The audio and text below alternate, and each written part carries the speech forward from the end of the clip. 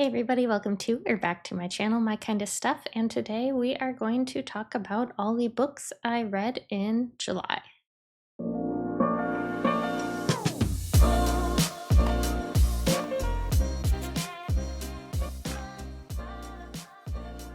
All right, we'll start out with all of the physical books that I read.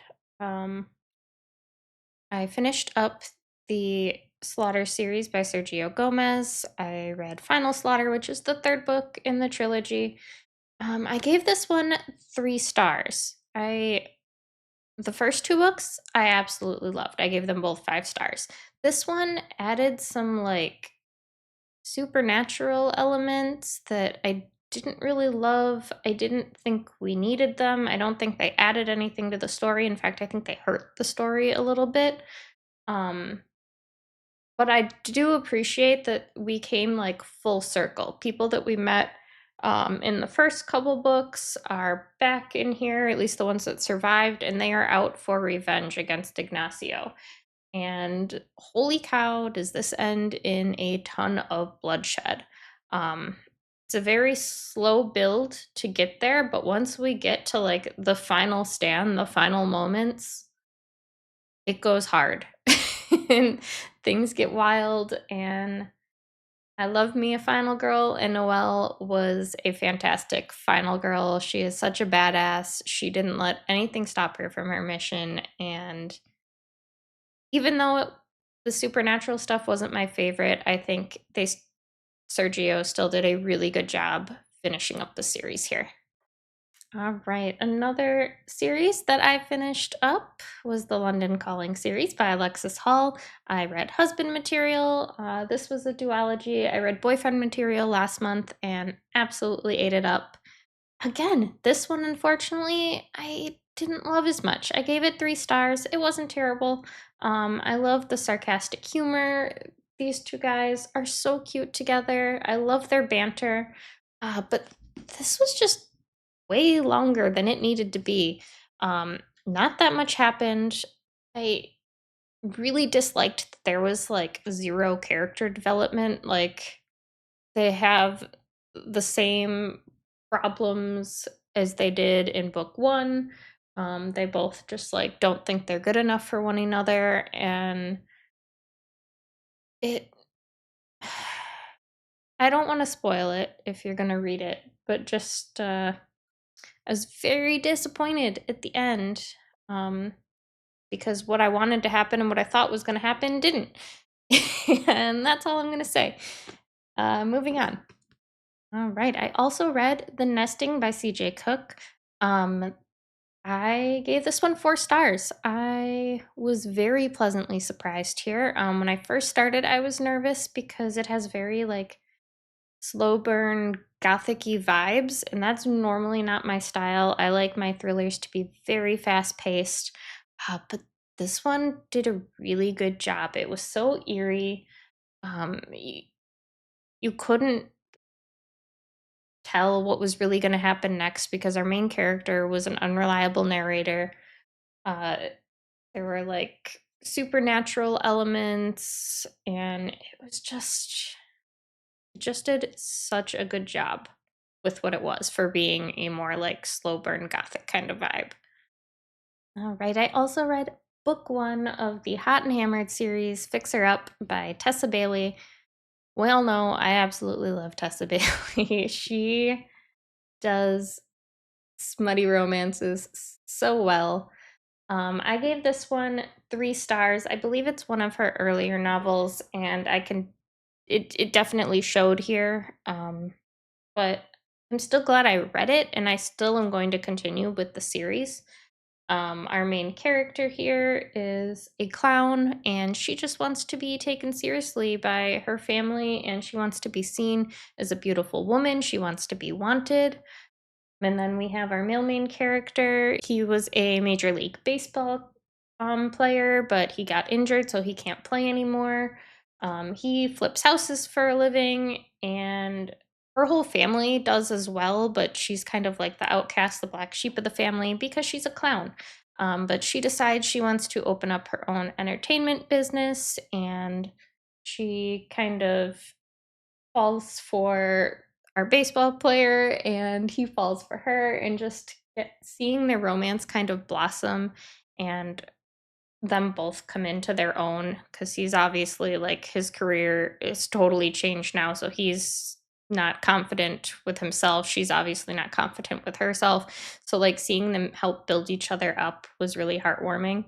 And all of the rest of this series also follow the different sisters of the Castle family, and they are all also like House Flipper HGTV kind of vibes, which I absolutely love. So I'm excited to continue with this series. I also read You or Someone Like You by Winter Renshaw. This is actually my traveling book club book for this month. Um, I unfortunately didn't love this one. I gave it 2 stars. It's about these twin sisters, and one of them gets set up on this blind date. She doesn't want to go, but she feels like she has to because her boss set her up on it and she's working for a big promotion. So instead of going herself, she sends her twin sister, which, like, why? Why would you do that? That's dumb. Also, you're grown, so just say you don't want to go on the date. But anyway, go on the date.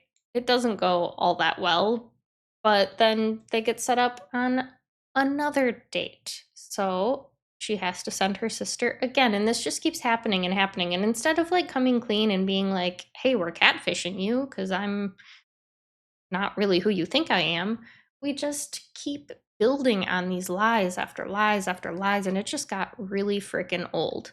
Um, I loved the artist elements in this because our male main character um, is very big into the art world, and so is the sister who's been going on the dates but isn't who he thinks she is. So I don't.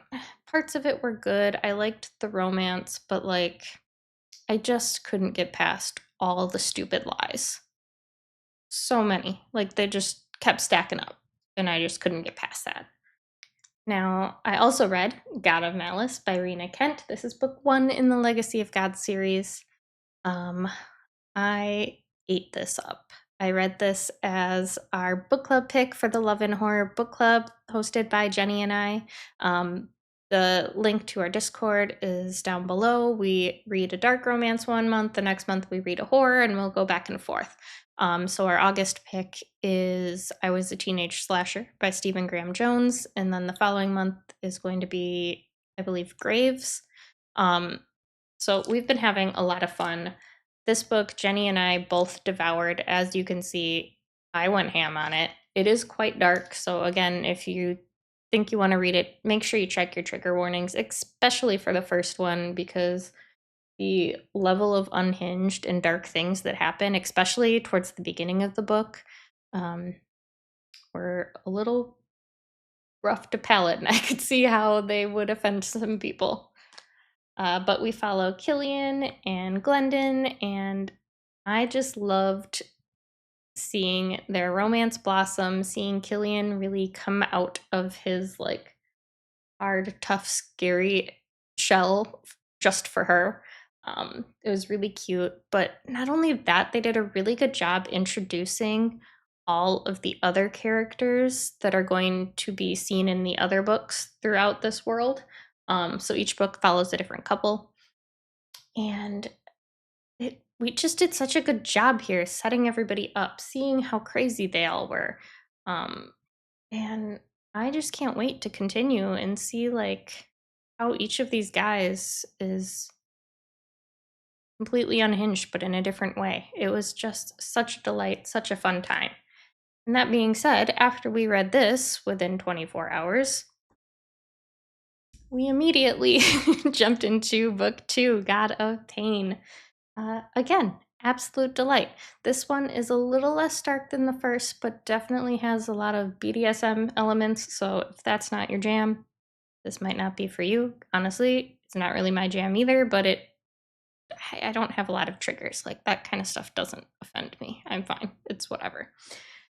But here we follow Creighton, who was just in the first book such a I'm gonna say funny, but I don't mean funny like personality wise, just like the things he does, because he doesn't talk. He's very protective of his food. He just kind of like is one that's like in the background and grunts. Like he didn't have a big element, but like just the way he interacted with everyone in the first book, we were excited to hop into this one. And then he's kind of got his eyes set on Annika, or more like Annika has her eyes set on him. And she is such a bubbly, bright personality, and she just keeps like going after him and going after him. And he is just wants nothing to do with her in the beginning. He's just like, be quiet, you talk too much, leave me alone. Uh, she cooks for him, but she's a terrible cook. And he is so sweet. He just like chokes it down. He's such a cinnamon roll for her. The end of this book, some wild things happen. It lost me a little bit, but like I still overall absolutely loved it. Loved their relationship. Loved seeing him come out of his shell and start talking. They did a really good job with communication between the romance in this book, and like I wasn't expecting that from him because he was so quiet and reserved and like such a loner. I wasn't expecting him to be able to like verbalize his feelings and stuff like he did. And also, like, he just does such sweet things. He's a caretaker for her, and yeah, absolutely loved it. Another 5 star. I also read Clawheart Mountain by David Obegaard.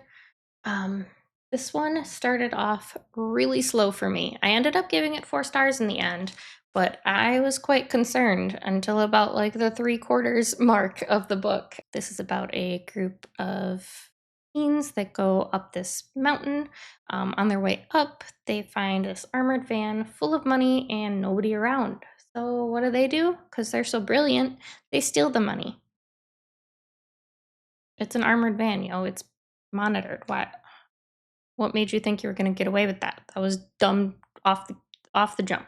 We started off bad.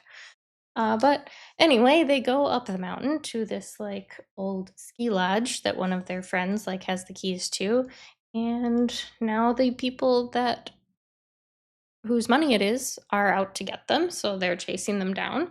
There was kind of like a creature feature supernatural kind of element to it, that like was just briefly mentioned here and there throughout, but like it didn't become prominent until towards the end of the book, and that's what I felt was really missing for me, through most of this, was just wanting more of that, and I just wasn't getting it. I was just getting these kids and these like kind of mafia dudes. Like I didn't care. I wanted I was here for the creature. Clawheart Mountain. You've got claws all over the book, claw marks on here. I wanted a creature, and I didn't get a creature till the end. So yeah, 4 stars because once we got the creature, it went hard, but like it took a little too long to get there, in my opinion. I then read Sons of Darkness, which honestly, like this book, just the beautiful edges got me. This is just the Barnes and Noble edition, um, but it's gorgeous.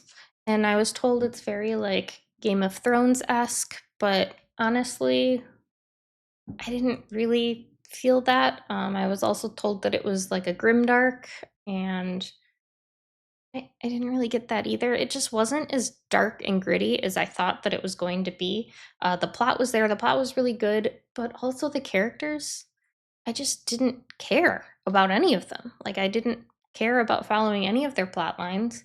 So it was a little disappointing there. And there were also way too many point of views. Like, we didn't need any. And there were some characters that we meet in like the beginning, and they're not mentioned again until the end of the book. And like, this is a thick book. So overall, kind of a pretty big miss here for me. I gave this one 2 stars, and I will not continue with the series. I also read None of This Is True by Lisa Jewell. I had big expectations for this book.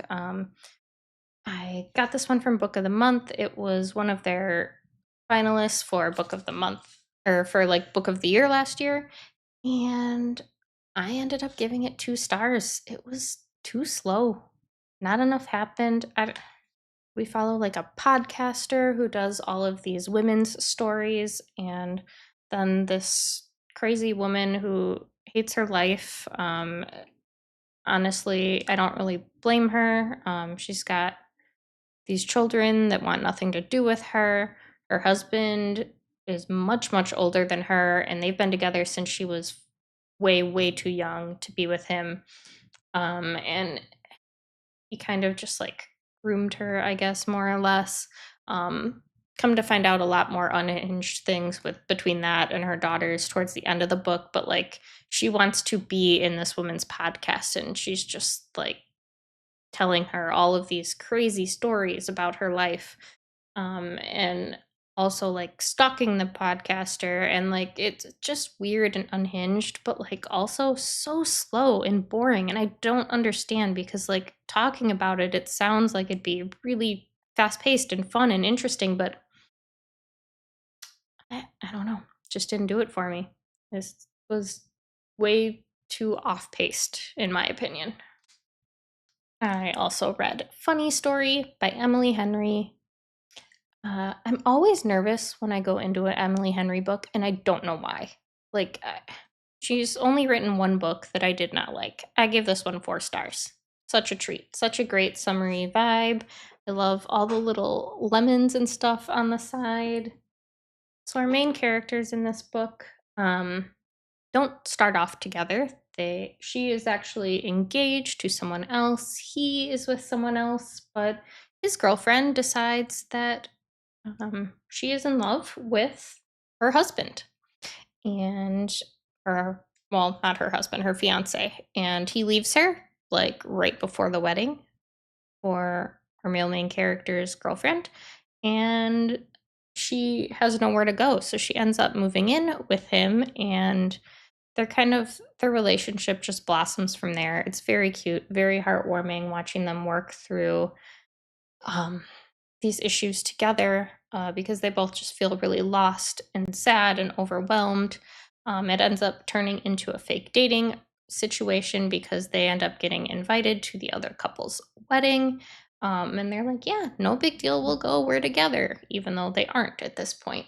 But it was just really cute. And Emily Henry's books are just such a treat. They're always just like so heartwarming and adorable.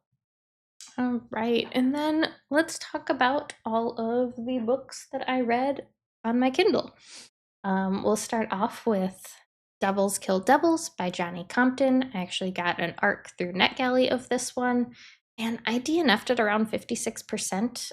It just wasn't holding my attention. I found myself only being able to read like a chapter at a time, and then I was bored and I just kept not wanting to pick it back up, which honestly was a real shocker to me because I read The Spite House by Johnny Compton last year and absolutely loved it.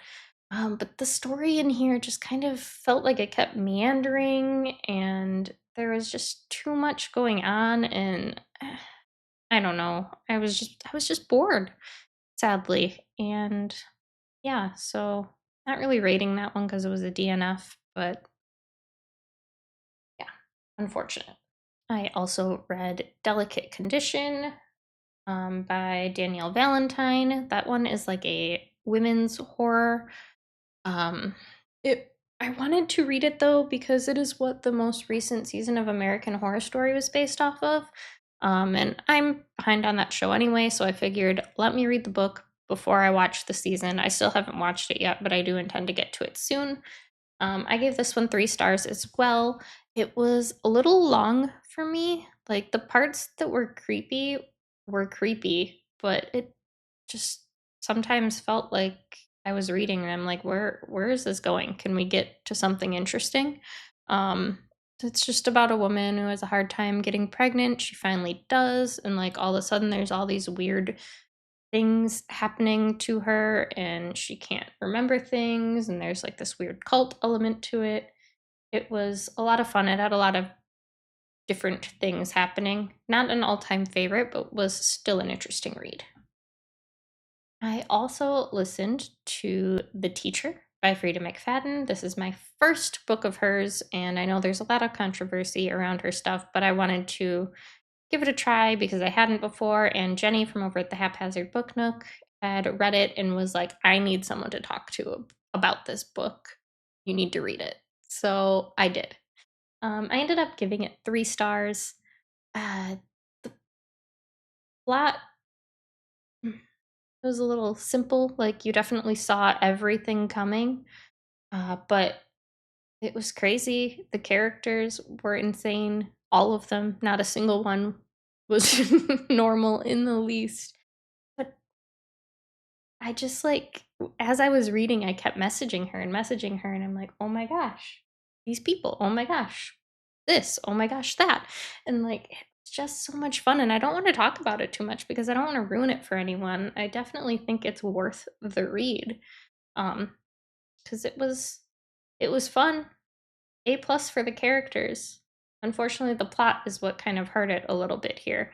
Normally, I would probably go with a 2 star for this, but just entertainment value alone made me bump it up to a 3 star because, again, I was very entertained through this entire book. I also read and listened to Super Size Island by J.J. Walsh. Another horror, but kind of more a in a comedic way. This was a ton of fun. We end up shipwrecked on this island where there's all these like mutant animals. So there's just tons of like animals that would normally be very small and not be able to harm you are like gigantic and like the size of like dinosaurs, um, and are out to kill you. And there's a lot of other things going on in here. There's like kind of fighting for the company that's like engineering all these animals. It very much felt like Jurassic Park if Jurassic Park was like weird, bizarro mutant things instead of dinosaurs.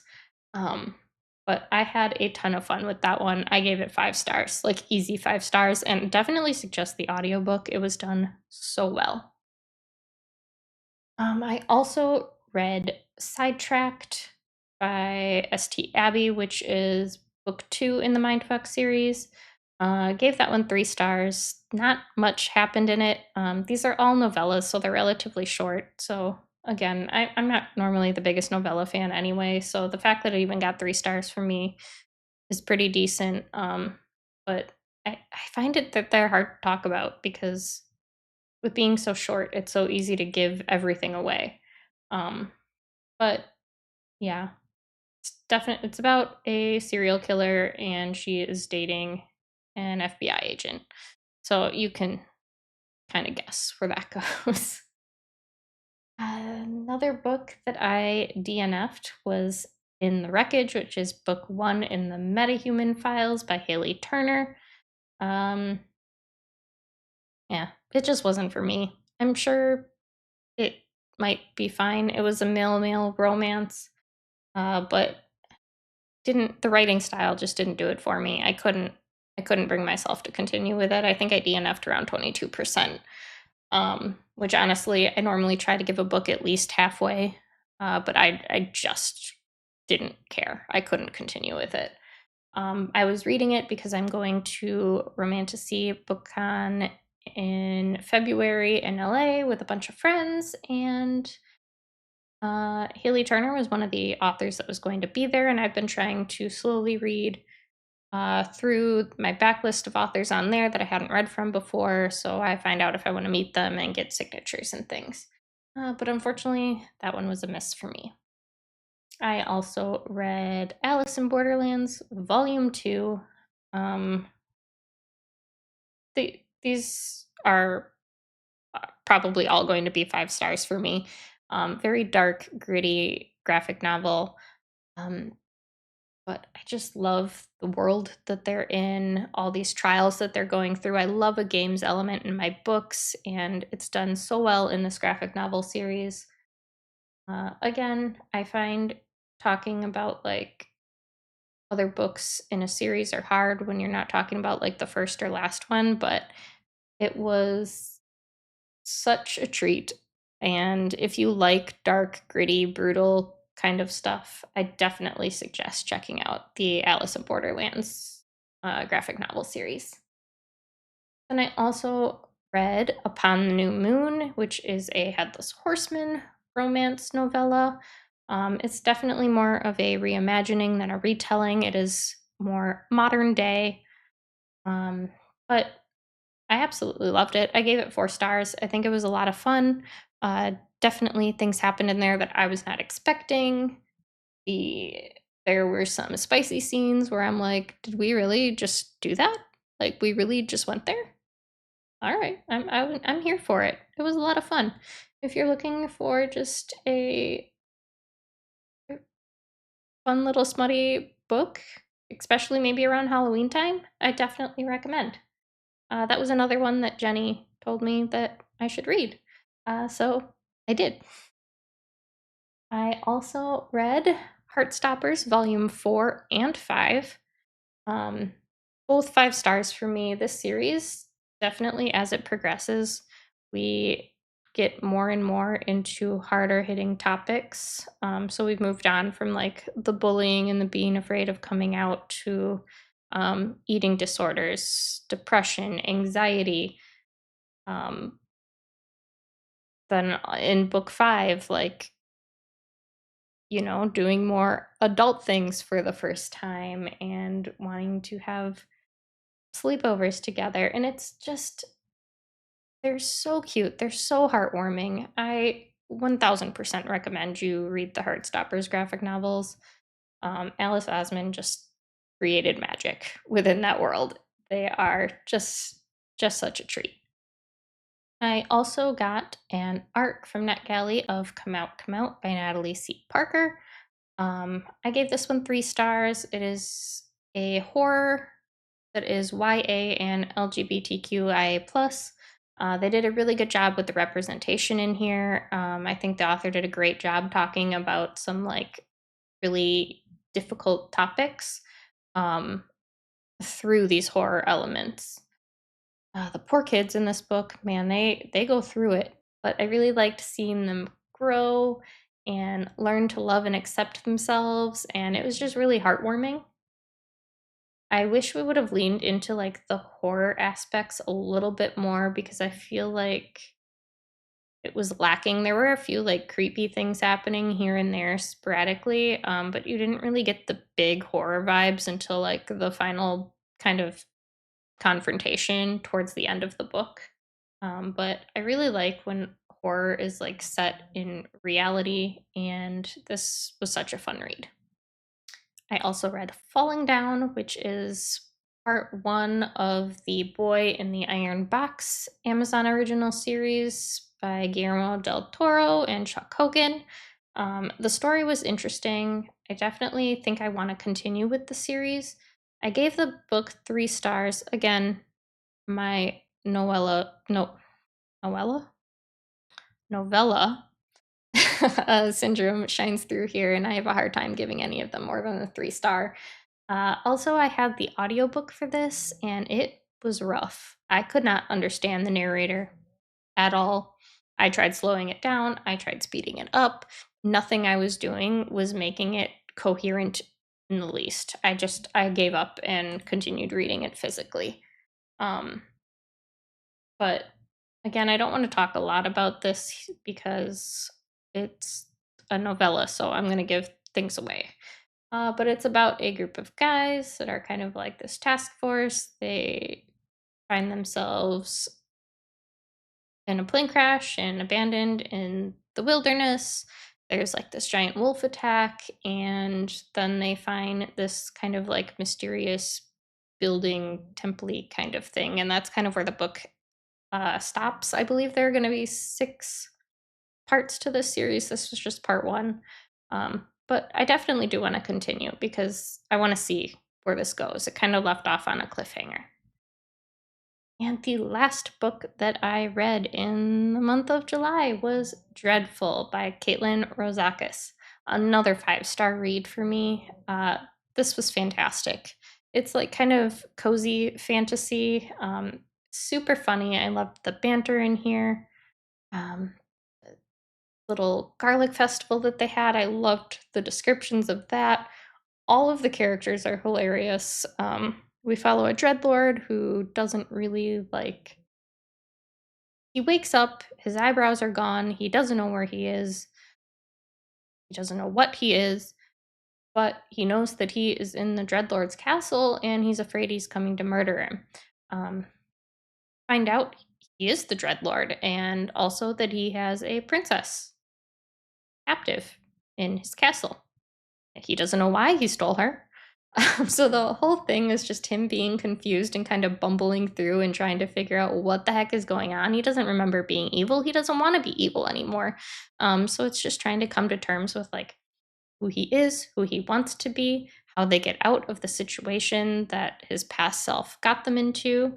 And it was just such a fun, silly, cute, cozy, good time. I highly recommend this book. All right, that is the end, finally, of all the books that I read in July. There were a ton. Um, I really started off the month in a slump too. That's why I read all those like novellas and graphic novels and stuff because they were the only thing I could get through. Just 'cause my brain wasn't functioning completely. But towards the end of the month, I really got some books here that I just absolutely love and devoured in like a day. So yeah, I think it ended up being a really good reading month, even though it started out pretty bad. Down in the comments below, let me know what standout reads you read in the month of July. And make sure you give the video a like because it really helps my channel out. And make sure you subscribe so you don't miss any future bookish content. I'll talk to you guys later. Bye.